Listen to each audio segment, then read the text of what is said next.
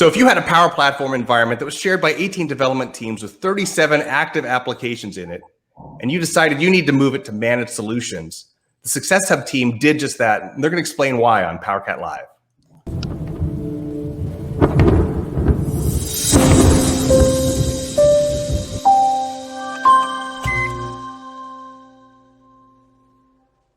Welcome to PowerCat Live. My name is Phil Toppins with the PowerCat team, and I'm here with three people from Success Hub. I'm here with Ed Lehman, Ankit Chawla, and Ankita Chopra. Hi, guys. Hey. So I'm excited to talk about the move to managed solutions that you did in Success Hub. But first, before we get started, tell us a little bit about how you got to the Success Hub team and your role on it. I'm Ed, and I've been around Microsoft for, 20 some years in everything from IT to SQL to Premier to Dynamics, and then the Fast Track team, which is where the Success Hub was really born out of, and I've been working on that for about 3 years now. Wow, okay. It's quite a journey. How about you, Ankit? Hey, I actually joined Microsoft 3 years back, and I joined on the Success Hub team, and I'm one of the senior software engineers on the team. The best. The best. And then Ankita. Hi, I'm a program manager with the Advanced Cloud Engineering team, and I'm an avid Success Hub user. So I can share more about my journey on Success Hub here. We get to hear about the real impact of all these changes that they made. Yes. That's great. So let's start. What is Success Hub? We should probably start there. So Success Hub is a shared development environment where it is one single Power Apps environment, but we have 40 different apps that come from about 18 different teams running on that environment. And those apps span everything from onboarding new employees to supporting customers to a portal where you can order a new monitor and to managing our customer engagement. So a wide variety of applications used across our entire division. And I know as a user of Success Hub, I was surprised when I talked with Manas, and I'll put the link to that video on the screen. I was surprised at how broadly it was used, even though I've been using it all the time. It is very deeply ingrained in Microsoft. Yes, in fact, one of our latest apps, our work from home flexibility app, is used pretty much across the company.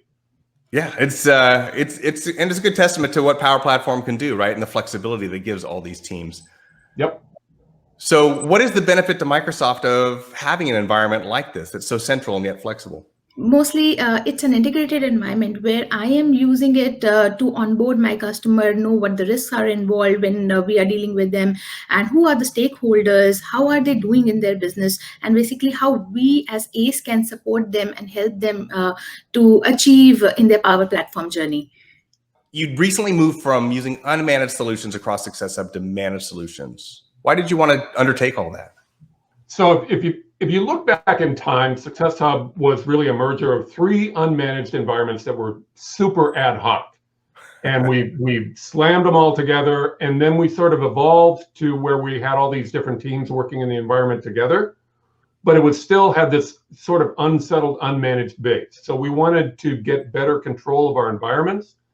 And then we also wanted to make sure that we could take advantage of the new improvements in ALM and solution import performance and all of that, and really make sure we're just doing best practice. Given the scale of this environment and the number of projects and solutions you have, this is not a trivial just flip the checkbox and now they're all managed. What was surprising about doing this unmanaged to managed solution transition at this scale? Well, actually, like just Ed mentioned, we were in this was 3 environments that we moved into Success Hub. And actually, the biggest challenge that we initially get was the circular dependencies across in the environment, and we had to define clear component ownership amongst the teams, amongst the several dev teams that we have, and ensure that they take ownership of their components and entities. So that was critical. Also, we had a bunch of unused entities, about 50 of them, that were just in deprecated state, and we just ended up cleaning them up.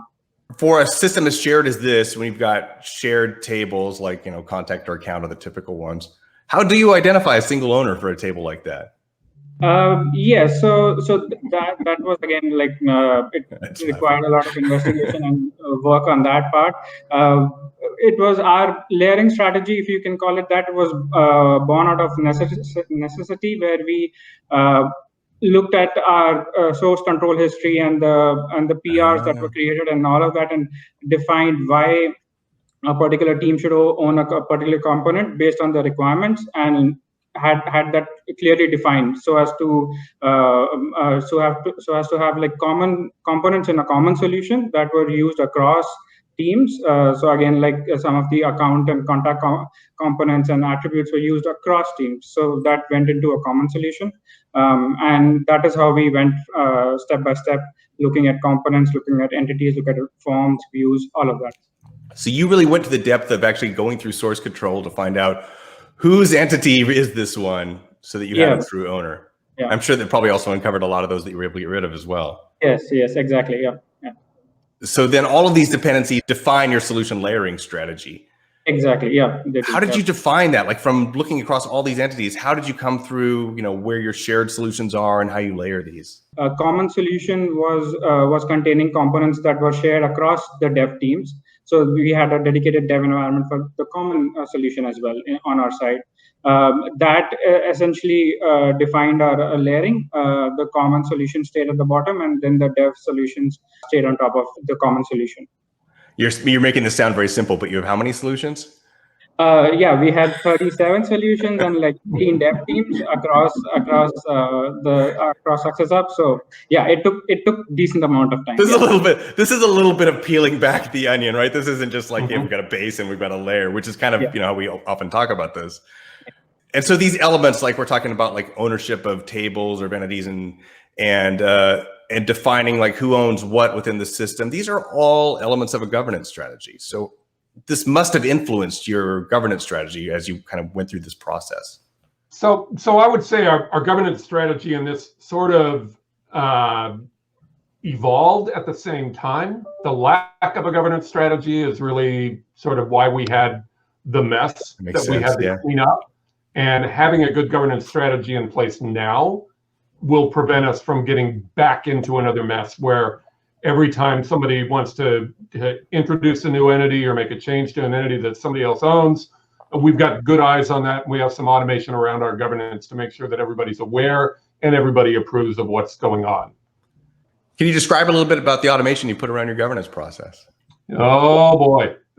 So we use Azure DevOps, and we actually introduced a custom work item called a schema change. So every time somebody wants to make a change to the schema, they put it in there, they actually describe it in their feature, and then they create the schema work items.